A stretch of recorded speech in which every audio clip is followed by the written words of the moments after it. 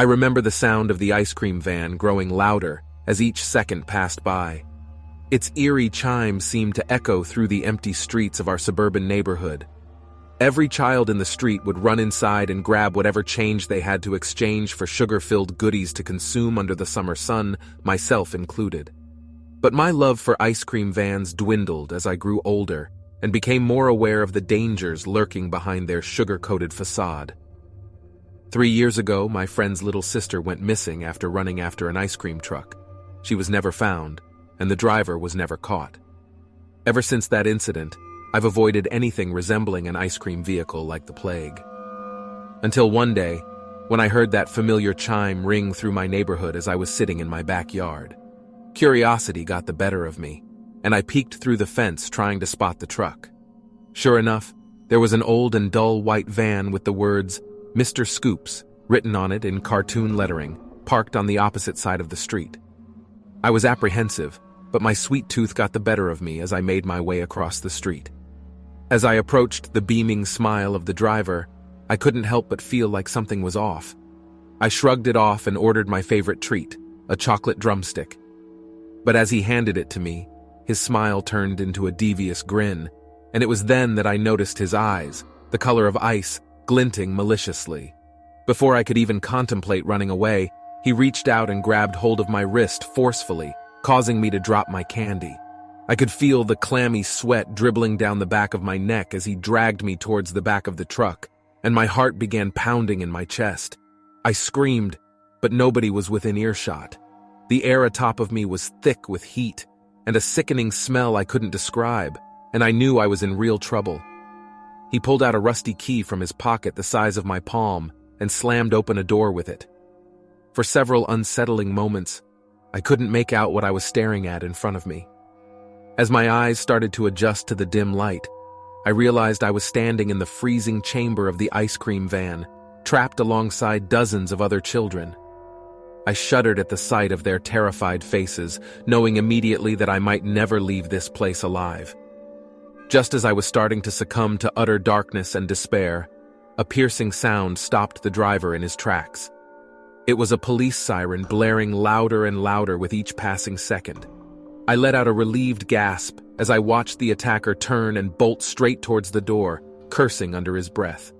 With shaking hands and tears streaming down my face, I managed to unlock the back door of the truck and rush outside as fast as I could. I could see the red and blue lights of the patrol car flashing in the distance with uniformed officers stepping out to apprehend the perpetrator. I gave a sigh of relief knowing that those children's lives were spared. It's been 2 years since that nightmare. I often wake up in the middle of the night, shivering at the thought of the frozen chamber and the madman driving the ice cream van. But I'm thankful that I was one of the ones that escaped.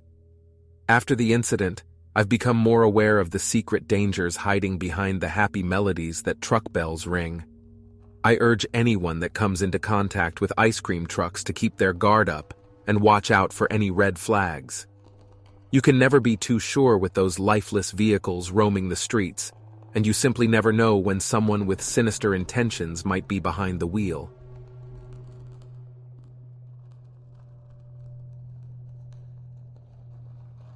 I was walking home from work, exhausted from my long day, when I saw the familiar sight of an ice cream truck parked at the end of my street. Normally, this would make me happy. The sound of the truck's music filled me with a childhood nostalgia that I found comforting. But something about this particular ice cream truck disturbed me. As I passed it, I saw that there was no driver inside. The side door was open, but there was no one to be seen. Instinctively, I took a step back and looked around. There was no one else on the street. No parents with their kids, no neighbors out for a walk, just me and the abandoned ice cream truck. My first thought was that the driver must have gone to the bathroom or taken a break somewhere nearby. But the longer I stood there, the more uneasy I became. The truck's jingle was playing on a loop, something that should have been cheerful and endearing, but felt increasingly sinister the longer it went on. After a few more minutes of waiting, I decided to investigate. I walked up to the open door of the truck and peered inside. It was completely empty. No ice cream, no people, nothing. It was then that I noticed a small note taped to the inside of the truck's windshield. I reached in and pulled it off, unfolding it carefully. The message on it was simple, but it sent a chill down my spine. "Take whatever you want," it read. "Just remember, everything has a price." I was about to shrug it off as a prank when I noticed something else. Small lights were flickering on the edges of the note like it was a circuit board, almost as if it was connected to something inside the truck. Suddenly, the music stopped playing. The silence was deafening. What was I meant to do? Should I just leave and pretend that I'd never seen the truck? But before I could even take a step, I heard a faint humming noise coming from inside the truck. It was the sound of a generator coming to life. I backed away quickly, unsure of what was happening. And then I heard it, plain and clear, someone cackling from inside the ice cream truck. It was a high-pitched, maniacal laugh that sent shivers down my spine. I only had a few seconds to make a decision. Part of me wanted to run, to get as far away from that truck as possible. But another part of me, the curious and foolhardy part, wanted to know what was going on inside. I took a deep breath and cautiously approached the open door of the ice cream truck. As I peered inside, I saw something that made my blood run cold. The truck's interior was completely different from before. It was no longer the brightly lit, happy space that felt like a portal to my childhood. Instead, it was a dimly lit, dingy chamber that was filled with strange symbols, odd objects, and eerie smoke. But the most horrifying part was the driver, who had suddenly appeared out of nowhere. He was a grotesque, skeletal figure with tattered clothes and an otherworldly glare. His mouth was twisted into a ferocious grin as he continued cackling. I was trapped, and I knew it. The strange circuit board on the note had locked me in, and there was no escape. The driver started to approach, his bony hand outstretched, reaching for me. I closed my eyes, ready to accept whatever terrible fate awaited me. But suddenly, the cackling shifted into a howl of pain and confusion, and then, silence. When I opened my eyes, the ice cream truck and the driver were gone, without a trace. All that remained was a faint odor of sulfur and a lingering sense of terror. I stumbled away, shaken to my core. I never spoke of what happened to anyone, not even my closest friends or family, but I know that I'll never forget that ice cream truck, or the eerie warning that accompanied it. Some say that it's just an urban legend, a frightening tale to scare children, but I know the truth, and I can only hope that I'm the last person to experience the terrifying reality of the ice cream truck.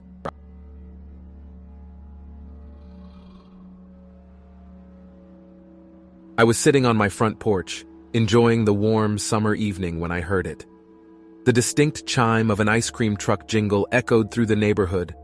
It was a sound that always brought back fond childhood memories, but something about it this time felt off. Maybe it was the fact that it was nearly 10 p.m., or perhaps it was the sinister tone the music seemed to have taken on. I brushed it off as my imagination getting the best of me and went back to my book. But then the jingle started up again, and this time it was closer.